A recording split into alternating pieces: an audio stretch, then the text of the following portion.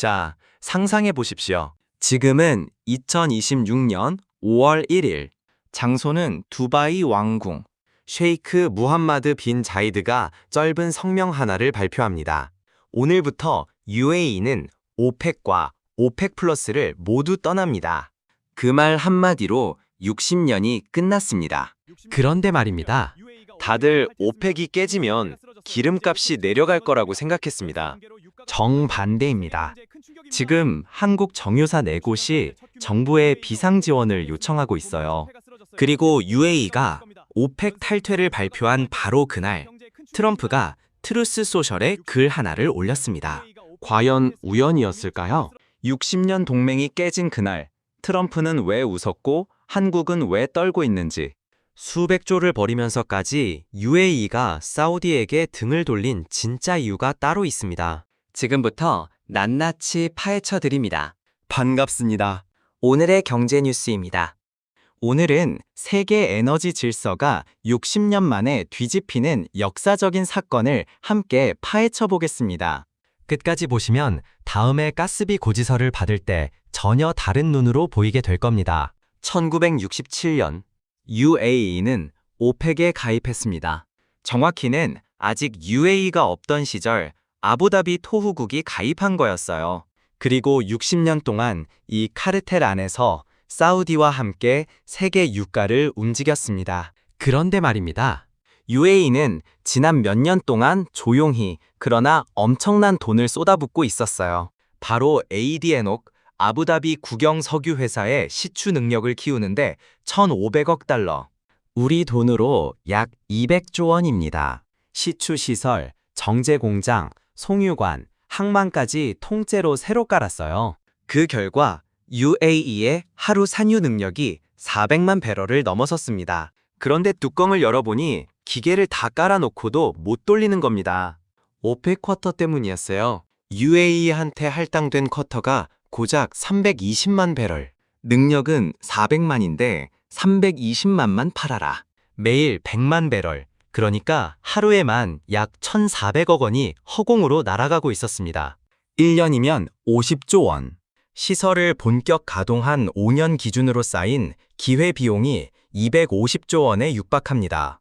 고속도로는 16차선으로 뚫어놨는데 톨게이트가 1차선밖에 없는 상황이었어요. 이것이 바로 지금 UAE가 처한 현실이었습니다. ADN옥 임원 입장에서 생각해보세요. 1,500억 달러를 들여 만든 기계의 4분의 1이 매일 그냥 쉽니다. 그래서 2021년에 사우디에게 쿼터를 올려달라고 했어요. 320만에서 365만으로. 사우디가 결국 들어졌습니다. 한번 봉합됐죠. 그런데 그 사이에 UAE의 능력은 이미 400만을 넘어버렸어요. 4년 만에 다시 꼭 끼이는 옷이 된 겁니다.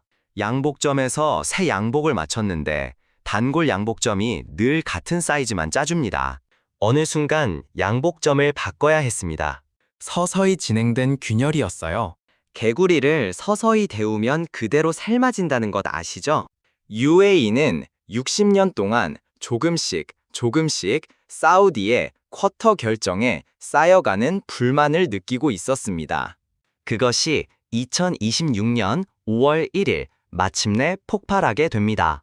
1968년 2월 알사마 사막 탱칸, 셰이크 자이드와 셰이크 라시드 두 사람이 처음으로 손을 잡았습니다. 악수 하나로 전쟁 중이던 두 가문이 한 나라를 만들기로 합의했어요. 그것이 UAE의 시작이었고 사우디는 그 세 나라의 든든한 뒷배가 되어졌습니다. 1971년 이란 해군이 UAE 영토 섬들을 점령했을 때 사우디가 없었으면 UAE는 그냥 무너졌을 겁니다. 1979년 이란 혁명, 1988년 이란 이라크 전쟁. 두 나라는 30년을 형제처럼 견뎌냈어요. 그런데 말입니다. 2025년 12월 사우디 공군이 예멘 남부 트럭 행렬을 폭격했습니다. 공식 발표는 후티 반군 무기 수송 차량 공격이었어요. 그런데 그 트럭에 실린 무기가 UAE가 후원하는 예멘 남부 분리주의 세력의 것이었습니다. 60년 형제국이 자기 동맹 세력의 보급선을 직접 폭격한 겁니다. UAE 왕실 입장에서는 이건 예멘 사막이 아니라 자기 가슴에 박힌 칼이었어요. 그 보고를 받은 날부터 정확히 4개월 뒤가 5월 1일 탈퇴 발표일입니다. 이 4개월이 우연이 아니에요. UAE는 이 기간 동안 비밀 외교 채널을 가동했습니다. 미국 백악관, 그리고 텍사스 셰일 업체들과 따로 만났어요. 자전거 바퀴에 작은 못 하나가 박혔을 뿐인데 100km 가다 고꾸라집니다. 예멘의 트럭 한 대가 60년 형제관계의 결정적 균열이 됐습니다. 사우디 왕세자 MBS 입장에서는 이게 어떻게 보였을까요? 사우디는 60년 동안 오펙을 통해 세계 유가를 결정해온 나라입니다. 회원국들이 한 묶음으로 움직여줘야 가격이 통제됐거든요. UAE가 빠져나가면 그 묶음이 풀립니다. 더 무서운 건 다른 회원국들도 또 나도 되는 거였네 라는 신호를 받는다는 거예요. 60년 카르텔의 첫 균열이 도미노로 번지는 시작점이 될 수 있는 겁니다. 이제 진짜 소름 돋는 이야기를 해드릴게요. 4월 28일 UAE가 오펙 탈퇴를 발표한 시간이 묘했습니다. 워싱턴 시간으로 오전 10시, 그리고 정확히 3시간 뒤 오후 1시, 트럼프가 트루스 소셜에 글을 올렸어요. 이란이 자국이 붕괴 상태에 있다고 우리에게 알려왔다. 그들은 가능한 한 빨리 호르무즈 해협을 개방해 주길 원하고 있다. UAE가 오펙을 떠난다고 발표한 그날 오후, 트럼프가 이란의 호르무즈 개방 요청을 트윗으로 공개했습니다. 3시간 차이. 이것이 우연이었을까요? 바로 여기서 소름 돋는 반전이 등장합니다. 트럼프 1기 때 미국은 이미 오펙을 한번 흔들어 본 적이 있습니다. 셰일 혁명이라는 이름으로요. 텍사스와 노스다코타에서 셰일 오일을 본격적으로 뽑아내면서 미국이 원유 순수출국으로 바뀌었어요. 사우디가 산유량을 줄여 가격을 올리려 하면 미국 셰일 업체들이 그 빈틈을 메워버렸죠. 그리고 트럼프 2기에는 더 노골적입니다. 미국 에너지 해방 행정명령으로 셰일 시추를 완전히 풀었어요.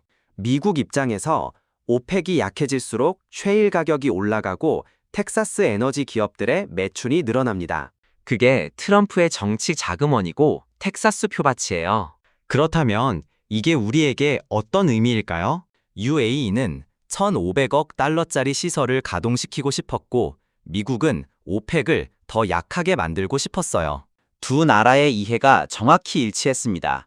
백악관과 AD 에노키 지난 4개월 동안 비밀리에 만난 이유가 바로 그거였어요. UAE가 오펙을 떠나면 100만 배럴이 시장에 풀려 단기적으로 사우디의 가격 결정권이 흔들립니다. 동시에 트럼프는 이란 호르무즈를 흔들면서 사우디가 가격으로 보복하지 못하게 막아요. 폭풍이 지나간 자리에 무지개가 뜨듯 UAE 입장에서는 위기 뒤에 드디어 기회가 찾아온 순간이었습니다. 이게 단순한 오펙 분열이 아닙니다. 60년 동안 리야드에서 결정되던 세계 유가가 이제 휴스턴과 아부다비에서 결정되는 새 질서가 만들어지는 첫날이었던 겁니다. 사우디가 산유량을 줄여 가격을 올리려는 순간 미국 셰일이 더 풀고 UAE가 더 팔기 시작합니다. 사우디 점유율만 빠지는 거예요. 보복할 카드 자체가 사라진 겁니다. 트럼프 트윗의 진짜 메시지가 그래서 무서운 거예요. 이란이 호르무즈를 개방해달라고 우리한테 부탁했다는 한 문장이 사우디한테 보내는 신호였습니다. 호르무즈 통행권을 이제 누가 결정하는지 다시 보라는 거죠. 옛날 같으면 이란과 사우디가 협상에 정했지만 지금은 미국이 결정합니다. 카르텔이 무너지면 가격이 내려갈 거라고 다들 생각했지만 정반대입니다. 카르텔이 가격을 통제하던 시대는 변동성이 작았어요. 사우디가 나쁜 공급자였지만 안정적인 공급자였거든요. 그게 무너지면 시장은 무질서한 가격 시대로 진입합니다. 트럼프 한마디에 가격이 30% 출렁이고 UAE 한 발표에 또 출렁이고 텍사스 한파에 또 출렁입니다. 60년 안정의 끝이고 무질서의 시작이에요. 균형 재정 유가라는 개념을 아십니까? 한 나라 정부가 재정 적자 없이 운영하려면 유가가 최소 얼마여야 하는지를 나타내는 숫자입니다. 사우디는 이 숫자가 $90를 넘어요. 비전 2030이라는 600조 원짜리 미래도시 프로젝트를 추진 중이라 돈이 들어갈 곳이 산더미거든요. 반면 UAE는 $50대입니다. 사우디의 절반이에요. 두바이 GDP의 99% 이상이 비석유 부문, 무역, 관광, 금융, 물류에서 나오거든요. UAE 입장에서 가격을 떠받칠 이유가 별로 없습니다. 오히려 능력껏 많이 팔아서 시장 점유율을 가져가는 게 이득이에요. 저울의 한쪽이 조금만 무거워도 반대편은 하늘로 치솟습니다. 지금 두 나라의 경제 구조가 딱 그 꼴이에요. 자, 이제 한국 이야기를 해야 합니다. 한국은 원유의 70%를 중동에서 수입합니다. 그중 1위가 사우디 3,236%예요. 2위가 미국 17.1%, 3위가 UAE 약 12%입니다. 형제 관계인 두 나라한테 양다리를 걸친 셈이었거든요. 사우디 1위, UAE 23위. 그 사이에 한국이 편안하게 앉아 있었어요. 그런데 두 나라가 갈라서면 한국이 앉아있던 의자 다리 하나가 부러지는 겁니다. 사우디 줄에 서면 UAE의 12% 물량이 흔들리고 UAE의 줄에 서면 사우디 32% 물량이 흔들려요. 그래서 정부가 지금 비상입니다. 4월 들어 17개국을 상대로 원유 대체 도입을 협의 중이에요. 산업통상자원부 장관이 4개국 순방을 마치고 원유 2억 7,300만 배럴과 나프타 210만 톤을 확보했다고 발표했습니다. 한국이 1년에 쓰는 원유가 약 10억 배럴이니까 2억 7,300만이면 3개월치예요. 정부가 3개월짜리 안전판을 깐 셈이죠. 그런데 뚜껑을 열어보니 더 의미심장한 발표가 2개 있었습니다. 사우디가 한국에 최우선 공급을 약속했고 UAE도 따로 총 2,400만 배럴을 한국에 우선 배정하겠다고 했어요. 양쪽이 동시에 한국에게 잘 보이려는 신호를 보내고 있습니다. 왜냐고요? 한국이 동아시아에서 가장 큰 원유 수입국 중 하나이기 때문입니다. 두 나라가 한국을 사이에 두고 사실상 가격 전쟁의 첫 시험장으로 삼으려는 분위기예요. 정유사 풍경을 한번 보세요. 한국 정유사 4곳, SK이노베이션, GS칼텍스, HD현대오일뱅크, 그리고 S오일. 이 중 S오일은 사우디 아람코가 대주주입니다. 사실상 사우디 회사라고 봐도 돼요. 반면 SK이노베이션은 중동 외 비중이 38.5%까지 올라왔고 HD현대오일뱅크는 46.7%입니다. 이 두 회사는 미국 셰일과 UAE 쪽으로 더 갈 수 있는 여유가 있어요. 같은 한국이라도 정유사마다 줄 서는 방향이 다른 게임이 시작된 겁니다. 자, 이제 여러분의 직업과 직결되는 핵심입니다. 이게 우리 일상에 어떻게 꽂히느냐? 크게 2가지로 꽂힙니다. 첫 번째는 변동성이에요. 오펙이 가격을 통제하던 시절에는 기름값이 천천히 올랐습니다. 사우디가 오케이 하지 않는 한 가격이 안 뛰었거든요. 그게 무너지면 가격이 매주 출렁입니다. 60대 은퇴자분이 매달 받는 연금에서 가스비 고지서를 열어보는데 어느 달은 8만 원, 다음 달은 14만 원, 그 다음 달은 다시 9만 원. 예측이 안 되는 노후 가스비가 시작됩니다. 노후 자금 관리가 훨씬 더 어려워지는 거예요. 두 번째는 한국 정유사 주식입니다. 이런 변동성에서는 정유사 마진이 출렁이고 그 변동이 코스피 정유주에 직접 꽂힙니다. 삼성전자 주주가 400만 명이라면 정유주 주주도 수백만 명이거든요. 60대 은퇴자가 퇴직금 일부를 S오일에 넣었다고 가정해봅시다. 사우디의 한국 최우선 공급 약속이 단기적으로는 호재로 들리지만 사우디가 가격 결정권을 잃기 시작하는 새 질서에서는 사우디 의존 회사일수록 장기 변동성에 취약해질 수 있어요. 호재와 악재가 같은 뉴스에 동시에 들어있는 시대가 시작된 겁니다. 그런데 여기서 진짜 신호가 있습니다. 정부가 4월 들어서 미국 셰일 도입을 갑자기 늘리고 있어요. 미국산 원유 비중이 작년 한 해 평균 대비 2배 가까이 뛰었습니다.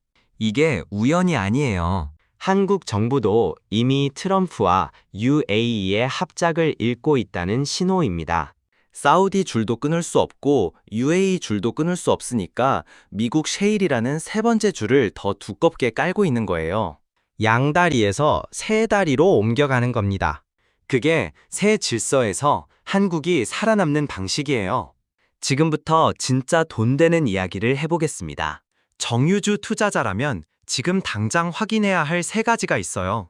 첫 번째, 내가 고유한 정유사의 중동 의존도가 얼마인지 확인하세요. S-오일은 사우디 아람코가 대주주인 만큼 사우디 가격 결정권 약화가 장기적으로 어떤 영향을 줄지 냉정하게 봐야 합니다. SK이노베이션과 HD현대오일뱅크는 중동 외 비중이 이미 3847%로 높아 상대적으로 유연하게 대응할 수 있어요. 파도를 타려면 파도가 오기 전에 이미 패들링을 시작해야 합니다. 지금이 바로 그 타이밍입니다. 두 번째, 변동성 자체를 기회로 읽는 눈을 키우세요. 오펙이 붕괴되면 유가가 급락할 것처럼 보이지만 실제로는 불확실성이 커지면서 정유 마진이 더 출렁일 수 있어요.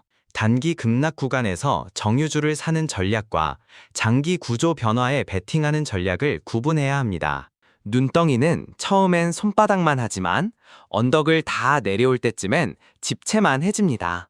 지금 작은 구조 변화를 읽어내는 눈이 5년 뒤 큰 자산 차이를 만들어요. 세 번째, 가스비와 기름값 변동 패턴을 기록하기 시작하세요. 5월부터 가스비 고지서가 어떻게 바뀌는지 직접 추적하면 시장 변화를 가장 먼저 체감하는 사람이 됩니다. 지도를 가진 사람과 눈을 가린 사람이 같은 출발선에서 뛰는 경주입니다. 오늘 이 영상이 바로 그 지도예요.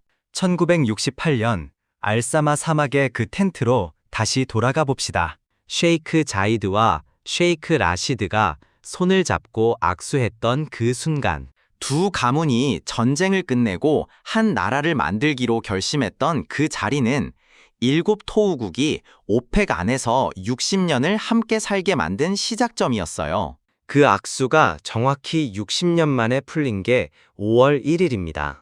자이드의 손자 무함마드 빈 자이드가 오랜 형제국 사우디한테서 발을 빼고 미국 쪽으로 걸어가는 그림이에요.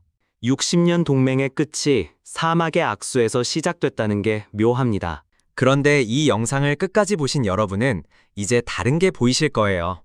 다음에 트럼프가 호르무즈에 관해 트루스 소셜에 글을 올릴 때 그건 그냥 정치 트윗이 아닙니다. 사우디 카르텔을 더 약하게 만드는 한 수예요. 다음에 정부가 새 원유 도입선을 발표할 때 그건 그냥 다변화 정책이 아닙니다. 양다리 시대의 끝을 인정하는 신호예요. 다음에 가스비 고지서가 매달 다르게 나올 때 그건 그냥 물가 문제가 아닙니다. 60년 카르텔이 깨진 그날부터 매달 다시 결정되는 새 질서의 결과예요. 진짜 위험한 건 변동성 자체가 아닙니다.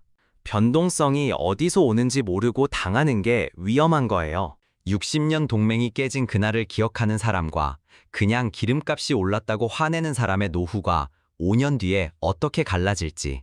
저는 그게 더 무섭습니다. 비가 오기 전에 지붕을 고쳐야지.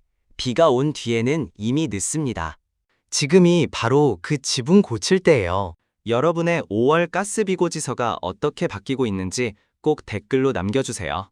사우디 한국 최우선 공급 약속이 진짜로 지켜지는지, UAE 2,400만 배럴이 정말로 들어오는지, 다음 달부터 우리가 같이 추적해 봅시다. 경제는 결국 위기의 신호를 먼저 읽는 사람이 살아남는 게임이거든요.